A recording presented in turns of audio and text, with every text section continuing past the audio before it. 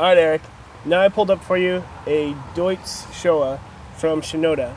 Shinoda is one of my good friends in Japan. He breeds specifically Deutz or scaleless koi.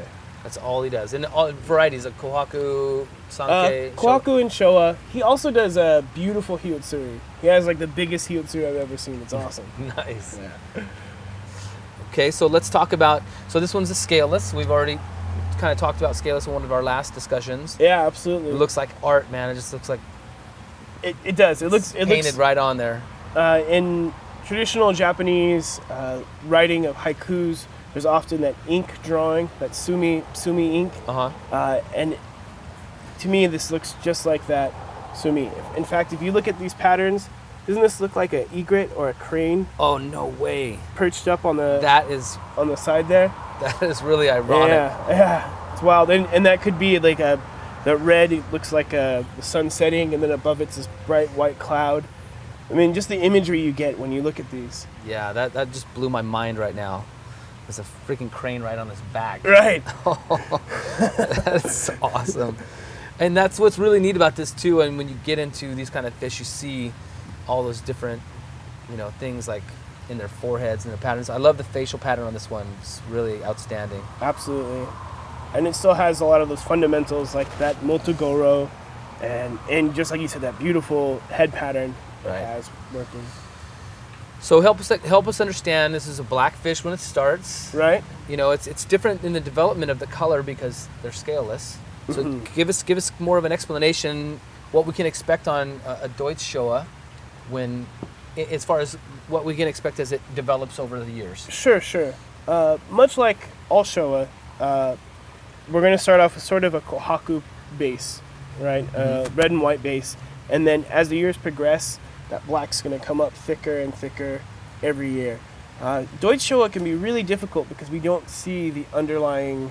That's what I was saying. I don't see any spots where I can anticipate black. Correct. Yeah, you got it. It's not there. Yeah, if you look really closely, you can see a little bit of bluish color. Okay. Right here. Yeah. It's really hard to see. So right now it's that sort of squiggly line of black. That might end up being more of a block pattern. It almost touched the red maybe, huh? Yeah, exactly. Yeah, we really like to have that black touching white and red at the same time in one pattern.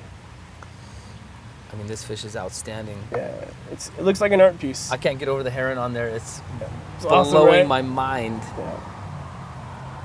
Give us an idea. I want to talk about costs on this fish. I mean, sure. When someone sees that, did you just notice that, or when you were in Japan collecting fish, did the breeder say, "Did you notice the heron?" No, not at all. This is actually something I noticed when I got her home.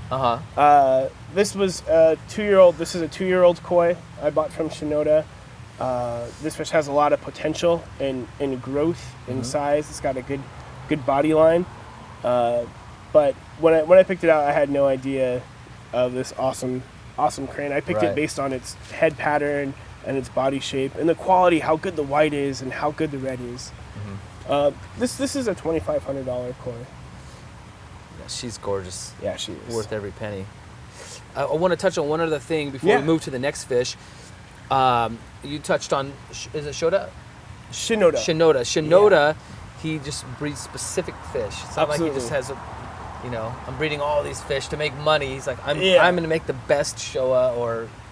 Yeah, and he's known, and that's his goal is to be the guy who makes Deutz Showa. He wants to be the guy who makes Hiotsuris. Yeah. And so you have, on this mountain, you have literally right now 85 different breeders. Some of these are huge, quote-unquote, factories. Some of these are a one-man show. And they all have their specialties, their special artisans. Yeah, I love that. All right, let's go to the next one. I hate to leave this one, but let's go to the next one. Let's go. Oh, you're going to love this next one. All right. So this is a Showa, but if you notice, it has very, very, I guess, sparkly scales. And we call that ginrin. Ginrin literally translates to silver scales. Okay. And it really, really, really brings out the white. I think it makes the white just a pure snow and really draws your eye to the koi. Yeah, it's quite beautiful.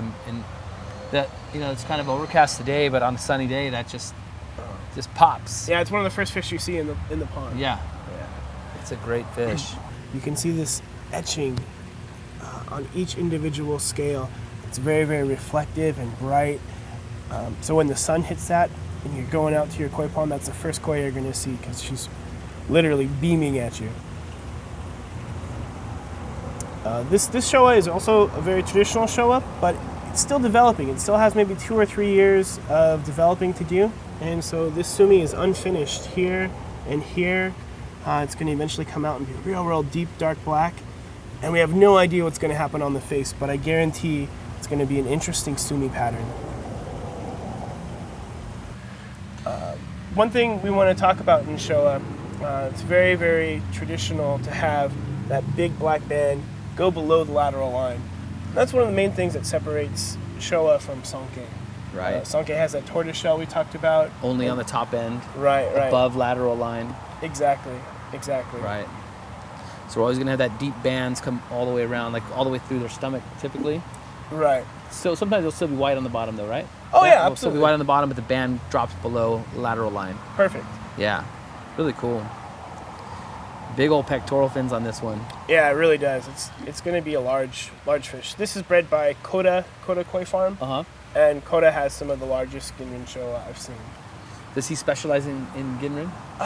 He actually breeds a lot of different varieties, but his most famous koi right now are Ginrin Showa and Goshiku. Okay, I don't want to veer too far from Showa because it's a huge topic and there's Sure. a lot to talk about. Oh, yeah. But tell us how Ginrin came to it. This is the first time we brought Ginrin into our discussions. Oh, right, so right. How did they find that? Was it an accident one day? Yeah. It's got to be a story. There's a lot of different stories. Whether they're true or not, I'm not exactly sure. But we do know that Ginrin started down south. And where mostly we see Ginrin, or we see development happening in koi up north in Niigata, this actually came from the Hiroshima area. Okay. And if you look at the timeline, it was fairly shortly after America dropped a bomb on Hiroshima. And so a lot of people believe that this Ginrin came from... Wow, interesting. But whether that's true or not, I really don't know. Wow. So then Hiroshima, it was down there, and then Niigata probably came down. What? I mean, yeah, exactly. Because blew their mind, right? But at that time, there's a lot of communication happening, and this guy has this beautiful fish with these sort of silver etchings going on the scales, and they're like, "Oh, what is this? I gotta have it." That's a good description of the silver etchings, because you say snowflake and silvery, but right. it looks like it's etched in there, and that's what's really quite amazing. Absolutely. And I like how you can still see it. That red's complete on that upper part, but you can still see the underlying etching. Correct. And then the parts that are unfinished, it's more poppy. It's a great stuff. It really does a good job completing this koi. All right. To kind of wrap up our discussion on this Showa, this great fish. Sure. I want to talk about like the old style Showa, and then there's new style Showa. So that shows historically what the original breeder started doing. And then someone decided they wanted to try and change it a little bit. Completely different with the Showa. Exactly. I think it's important to throw two fish in there, old style, old school, new school. Yeah, let's do it right now. Okay, Sounds good. Good. Let me put this one away. I hope you're enjoying all this information we're learning about Showa. Join us in the last video as we finish the discussion.